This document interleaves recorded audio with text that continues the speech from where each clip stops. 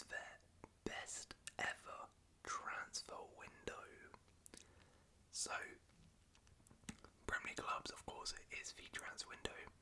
So I thought it would be topical if we had a look at, in history, maybe your club this season could be having a really good transfer window. Who knows, maybe this could be the year that this is your best ever transfer window.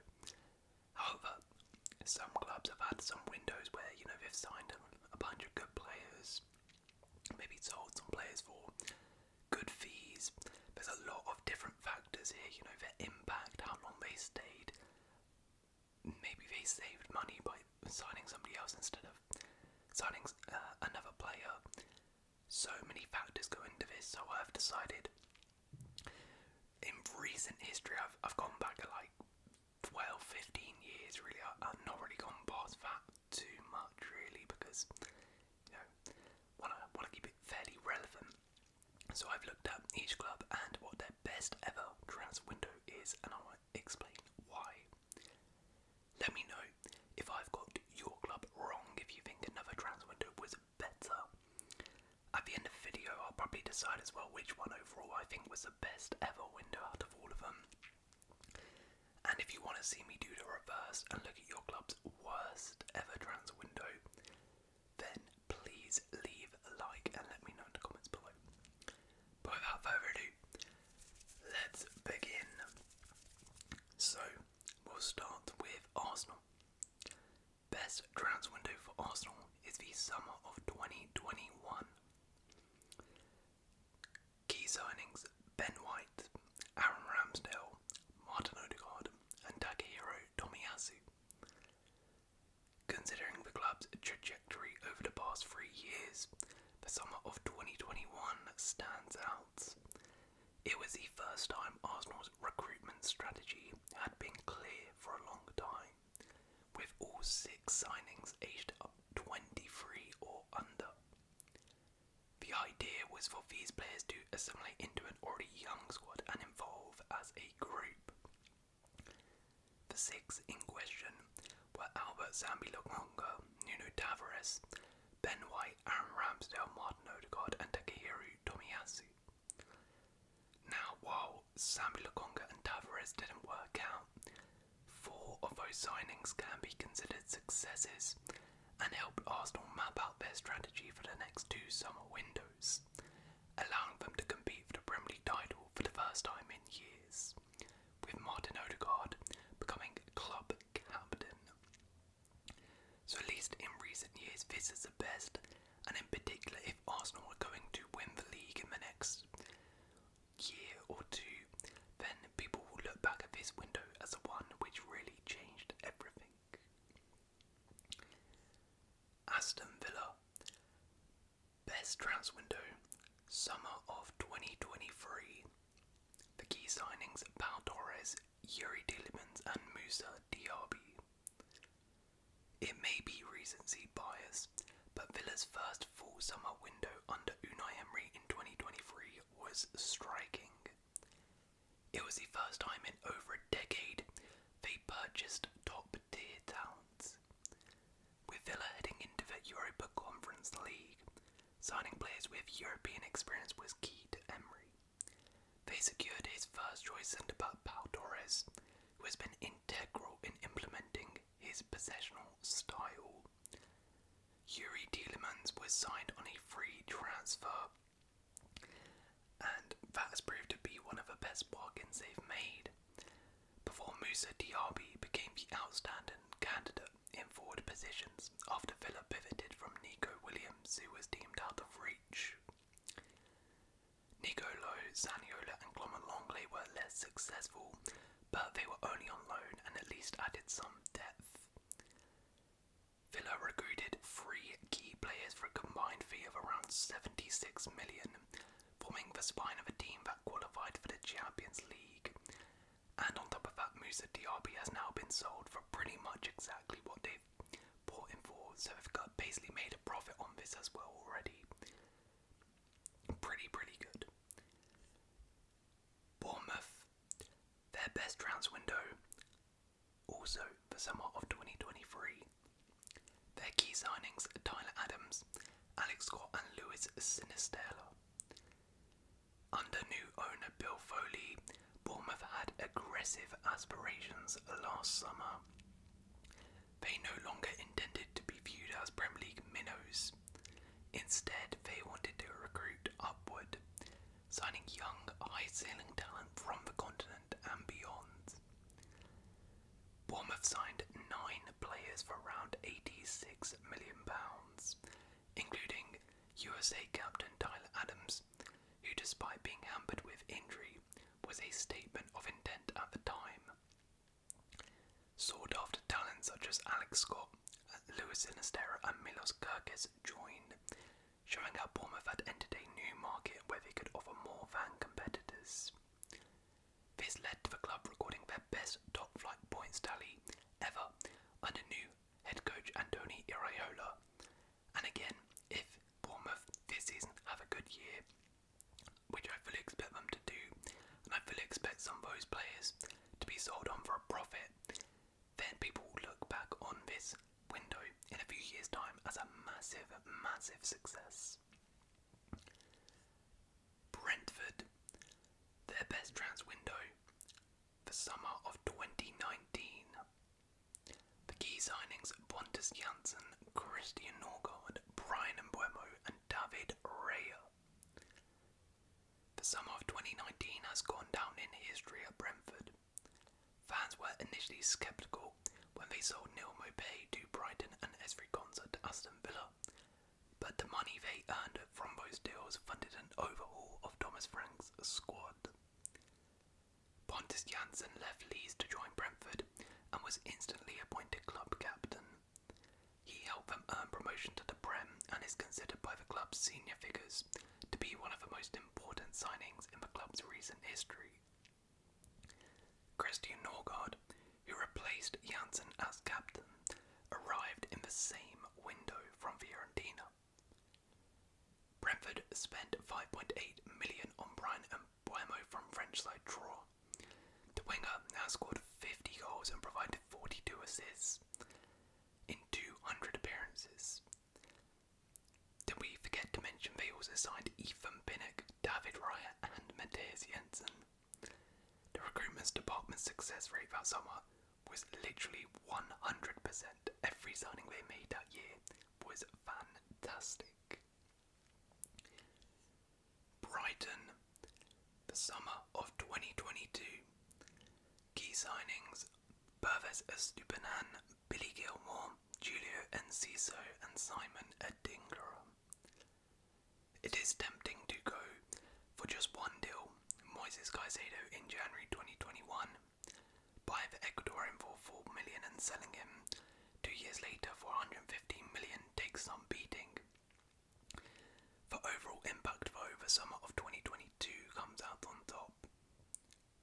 Pervez Estupiñán, Billy Gilmore, Julio Enciso and Simon Adingra come in, along with a rare loan signing of Levi Colwill from Chelsea. The departures included Yves Bissouma to Tottenham for $25 million, another handsome profit, and Marc Cucurella to Chelsea for a potential $63 million. Brighton finished 6th that season, reaching Europe for the first time ever under Roberto De Zerbi that year, with Enciso, Estupiñán, Colwill and Gilmore all playing a massive, massive role in that. Furthermore, Enciso, Adingra, Gilmore and you can even argue Estupiñán all look like in the future they're going to be fantastic players and will be sold on for a profit. Chelsea, best transfer window, summer of 2014. Key signings: Diego Costa, Cesc Fabregas and Thibaut Courtois returning from loan. Chelsea's recruiting masterclass in the summer of 2014 was a combination of fantastic strategy and great opportunities.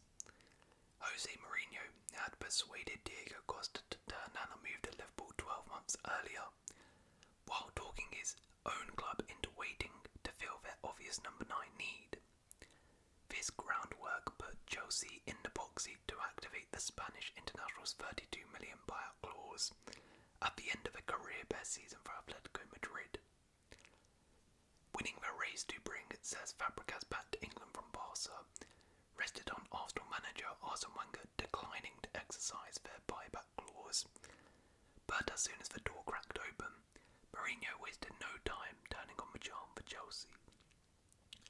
With the return of Thibaut Courtois from loan at Atletico, it meant Chelsea added 3 world-class players in a single window, and in doing so, assembled the bulk of a core that went on to win the Premier League twice in the next 3 seasons. Crystal Palace, their best window for summer of 2021. The key signings: Michael Olise, Mark Gay and Joachim Anderson. There was something special about the summer of 2021 for Palace. With fresh investment in the club following the arrival of a 4th partner, John Textor, money was available to revitalise an ageing squad, which was under the tutelage of then manager Patrick Vieira.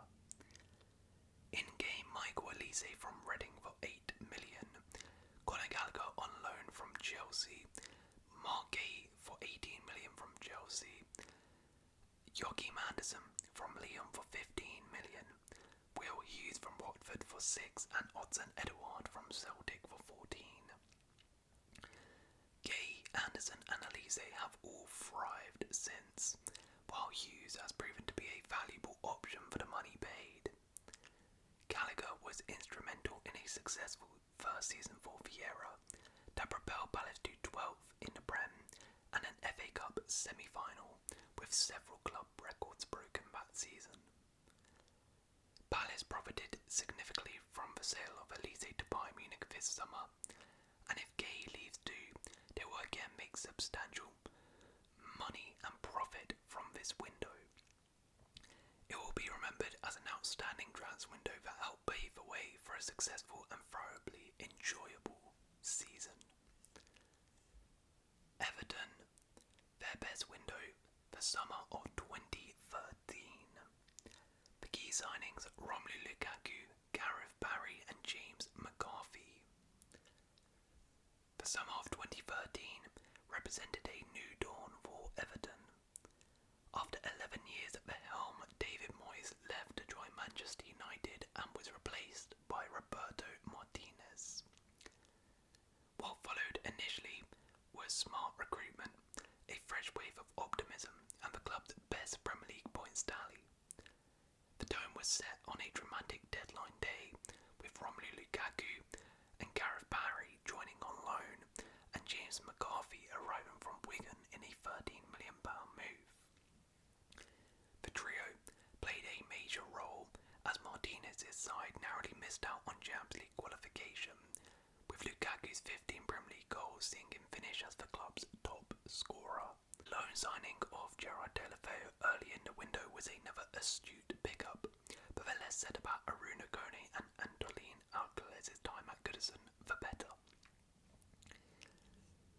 Fulham, their best window for summer of 2008. The key signings: Bobby Zamora, Mark Schwarzer and Zoltan Gira. Fulham have had some good windows lately. The summer of 2022 helped the club re-establish themselves in the Prem, and the summer of 2020 looks particularly strong in hindsight, because it included deals for Joachim Anderson, Lookman, Areola and others. But Fulham's best window dates back to the summer of 2008. Fulham had just completed their great escape under Roy Hodgson and were seeking to avoid a repeat. Among their summer recruits were Andy Johnson, Bobby Zamora, John Paintsil, Dixon Etu, Mark Schwarzer, Zoltan Gira and David Stockdale. That group of players would help the club achieve their best top-flight finish, 7th, and then reach the Europa League final a year later. They also signed Chris Smalling from Maidstone that year, who was sold for a huge profit to Man United in 2010. As windows go, this was a good one. Ipswich. The summer of 2021. The key signings: Wes Burns, Connor Chaplin and Sam Morsey. Ipswich had two vital mid-season transfer windows before securing promotion to the Premier League in 1990 and 2000, and in the Championship in 22-23. The signings of Marcus Stewart and Marcin Rusa in 2000, and Harry Clark, Masum Luongu, Nathan Broadhead and George Hurst in 2023 were crucial in getting the club promotion. But arguably, the best window was the summer of 2021, which teed Ipswich up for remarkable back-to-back promotions, even though the person who helped orchestrate it was not there to actually witness the success. Paul Cook and the club's new owners made 14 permanent signings, plus a further 5 loans. Cook labelled himself the Demolition Man as 14 first-team members left. Cook then followed suit as he was dismissed in December. Ipswich then surged with this squad Cook had enabled from League One to the Premier League under Kieran McKenna, with the squad featuring 8 players signed in that 2021 window. The additions of Wes Burns, Connor Chaplin and Sam Morsey were particularly crucial as Ipswich transitioned from one of their lowest points in their history to one of the most exciting ever. Leicester, their best window the summer of 2015. The key signings: Christian Fuchs, Robert Doof, Shinji Okazaki and N'Golo Conte. The summer of 2015 was pivotal in forming the legendary side that would go on to win the Premier League that season. Christian Fuchs was signed on a free transfer from Schalke. $3 million was paid to make Robert Doof's season-long loan from Stoke permanent. $7 million was the price for Japan striker Shinji Okazaki, and just $5.6 million was spent on a relatively unknown midfielder named N'Golo Conte. Manager Claudio Ranieri even initially played Conte on the left wing. That was how unknown he was. All four, though, would play key roles in a Leicester team that hardly changed in the entire 15-16 season. It wasn't all success in that window, though.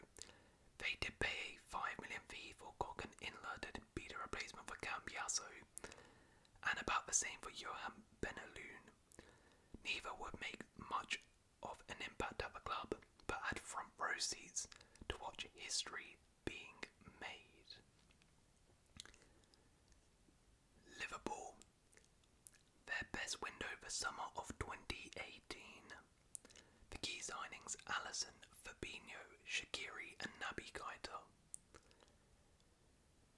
After the heartache of Kiev weeks earlier, when Loris Karius blundered in a Champions League final defeat to Madrid, Liverpool were in desperate need of a lift. An injection of quality was required to make that leap from contenders to trophy winners. Holding midfielder Fabinho was signed from Monaco in a £43 million deal. Triggering Shaqiri's release clause of around $13 million was another shrewd move. Naby Keita arrived from RB Leipzig for $52 million. That move wasn't great, however, the real game changer though was Alisson. Briefly, he became the most expensive goalkeeper in the world, as Liverpool agreed to pay Italy's Roma £65 million. Manager Jurgen Klopp would later joke that if he had known just how good the Brazilian was, he would have paid twice as much. The upgrade from Karius and Minkley was fast. Liverpool spent $142 million they got from the January 2018 sale of Coutinho wisely. That effectively paid for Van Dijk in that window, and then Alisson 6 months later. The latter was the final piece of the jigsaw as Klopp's side went on to be crowned Premier League, European and World Champions over the next 2 years. Manchester City, their best window 2017 summer. The key signings were Edison, Bernardo Silva and Kyle Walker. There is a picture that would be the answer to this from summer 2010, which which shows Roberto Mancini standing proudly behind new signings Alexander Kolarov, David Silva, Yaya Toure and Jerome Boateng. So that is tough to beat. But how about 7 years later when City completed the second half of their Pep Guardiola era rebuild by bringing in some fundamental pieces for their subsequent success? Not every signing worked out. Danilo, for example, and they did not get all of their targets, including Alexis Sanchez, but they did bring in Edison, Bernardo Silva and Kyle Walker. Those three have all made massive contributions to the cause, winning a treble and 4 Premier League titles in a row, starting almost every game during that period for Manchester City. Manchester United, their best window the summer of 2007. The key signings Anderson, Nani, Owen Hargreaves and Carlos Tevez. The summer of 2007 saw Man United build upon the squad which had won the previous season's title with a 6-point cushion. Anderson and Nani joined for a reported £35 million. Each would bring energy, guile and athleticism to their roles. England international Owen Hargreaves arrived for £17 million, bolstering the club's defensive midfield options. The best piece of business was the acquisition of Carlos Tevez on a 2-season loan from West Ham.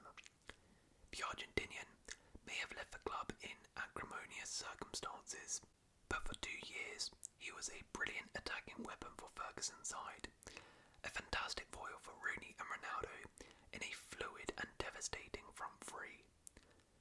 The quartet would become important players in United's 2007 and 8 Premier League and Champions League double triumph. Newcastle, their best is January 2022. The key signings Kieran Trippier, Chris Wood and Bruno Guimaraes. That initial post-takeover window in early 2022 was pivotal. In a month, Newcastle moved from losers to winners, catalysed by a level of spending so unfamiliar. The first to arrive was Kieran Trippier, which is a confusing deal. A current England international was going to leave La Liga champions Atletico Madrid and sign for a club who was second bottom with 1 win from their first 19 games heading for the championship. Then came Chris Wood, which was fine, although he'd been struggling to score for Burnley, who were also in the relegation zone. And as the deadline loomed, Bruno Guimaraes, about 40 million from Lyon in France. Then, right at the end, Matt Target on loan and Dan Burn permanently. At first, people questioned that signing. Is he good? Is he good enough to keep Newcastle up? He was, and they all were. An odd bundle of signings which somehow created a team of conquerors. They changed everything. Kieran Trippier and Bruno Guimaraes have become 2 of Newcastle's most important players, with Guimaraes most likely going to be sold on for a huge profit. Dan Burn, particularly in that half-season, became a cult hero at Newcastle. While Chris Wood didn't really work out, he did weaken relegation candidates Burnley, who were actually relegated that season. And if they had flopped and Newcastle had gone down that year, this Newcastle project under the Saudis would have looked very, very different. Nottingham Forest, their best window for summer of 2021. Key signings Jed Spence, James Garner, Philip Sinkernagel and Max Lowe. For people who have become used to in the past couple of seasons seeing Forest spray money around and the whole squad getting replaced every month, it probably seems a bit weird to choose a window where they barely spent a penny as their best. It would be a bit of a stretch to say all hope had been lost among Forest fans by the summer of 2021, but after 2 decades away from the Prem, optimism was low. Steve Cooper's arrival that September, was the main reason for the return to hope and optimism, but it was also the 5 loanees who proved vital to their promotion that season. Jed Spence, James Garner, Philip Sinkernagel and Max Lowe all arrived on loan summer, with Houghton still the manager, and were later complemented in January by Keenan Davis on loan and the free signing of Steve Cook. Cooper then moulded this collection of largely borrowed misfits into one of the most beloved teams in the club's history. In some ways, it doesn't matter what Forest have done in the past 2 seasons or will do. Few sets of players will be held as close to fans' hearts as those guys of 21-22. Southampton, summer 2014. Key signings: Sadio Mane, Shane Long, Dusan Tadic, Fraser Forster and Graziano Pelle. The summer of 2014 brought a scary amount of talent through the door at St Mary's under then manager Ronald Koeman. Sadio Mane, Shane Long, Dusan Tadic, Fraser Forster, Graziano Pelle, Ryan Bertrand and also Toby Alderweireld on loan all arrived that year to help Southampton to a 7th place finish. Add to that shipping out 2 transfer record-breaking flops in Dani Osvaldo and Gaston Ramirez, and Southampton were on course for a season that lives long in the memory of their fans. Many of those players as well, such as Sadio Mane, were sold on for a profit, while Dusan Tadic, Shane Long, Fraser Forster remained at the club for very, very long times. Tottenham Hotspur, their best window the summer of 2015. The key signings: Kieran Trippier, Toby Alderweireld and Son Heung-min. In the summer of 2015, Spurs rectified the mistakes of one of their worst ever windows the previous year. Roberto Soldado returned to Spain, Paulinho jetted off to China, and Etienne Capoue joined Watford. The departures of Stambouli, Kabul, Vlad Kikeres and Lewis Holtby completed Pochettino's purge at the end of his first season. In the other direction came Kieran Trippier from relegated Burnley, Toby Alderweireld from Atletico Madrid, and Son Heung-min from Bayer Leverkusen. Kevin Wimmer and Clinton Ng did too, but we don't really need to talk about those guys. Alderweireld was the cornerstone of Tottenham's defence for 5 years, while Trippier was a reliable fullback who broke into the England squad during this time. Son is the side's current captain and recently moved into 5th place on their all-time goal-scoring list. Signing Son alone made this a successful window, but the additions of Trippier and Alderweireld elevated its status to number 1. West Ham, January 2020. Key signings: Jared Bowen and Thomas Soucek. An honourable mention to last summer, which saw the arrivals of Mohamed Kudus, Edson Alvarez, James Ward-Prowse and Mavropanos. That was Tim Steidten's first window as technical director, and he showed how effective he could be. But the best window has to be January 2020. And the arrivals of Jared Bowen and Thomas Soucek. It was David Moyes who had returned the previous month for a second spell as manager, and West Ham at the time were in a relegation fight. Soucek and Bowen came in and had immediate impacts, helping to ensure the club's Premier League survival. The duo have since become key players, and they committed their long-term futures to the club last season, while Bowen has reached club legend status thanks to his winner against Fiorentina in the Europa Conference League final, and Bowen likely will be sold on for a major profit alongside this. And finally, Wolves, the summer of 2018. The key signings: Raul Jimenez, Rui Patricio, Adama Traore and Joao Matinho. The summer of 2018 felt significant at the time, but looking back, it is even clearer just what a watershed moment it was for Wolves. Having won promotion the previous season under Nuno, the club rejected building a Premier League squad gradually, and instead leapt several years ahead. In-game goal-scoring talisman Raul Jimenez, initially on loan, established Portugal number 1 Rui Patricio, new record signing on the wing Adama Traore, and a Rolls-Royce of a midfielder in Joao Moutinho, while promotion-winning star Diogo Jota clinched a permanent move, having joined on a loan a year earlier. They teamed up with Ruben Neves, who had arrived earlier in the Boston project, and helped Nuno clinch promotion. This window heralded the start of a magical couple of years, with some of the best players to wear the Wolves shirts in generation, and this squad would eventually qualify for Europa League as well, and make deep runs in the FA Cup. So there we go. That is every club's best window. If I had to pick out of those which was the best window, it's tough. I think I have to go for the Leicester one. I have to go Leicester 2015. I mean, they signed Christian Fuchs, who was the starting left back for them. When they won the league, they signed Robert Huth, again starting centre back when they won the league. Shinji Okazaki, starting striker. N'Golo Conte, starting midfielder.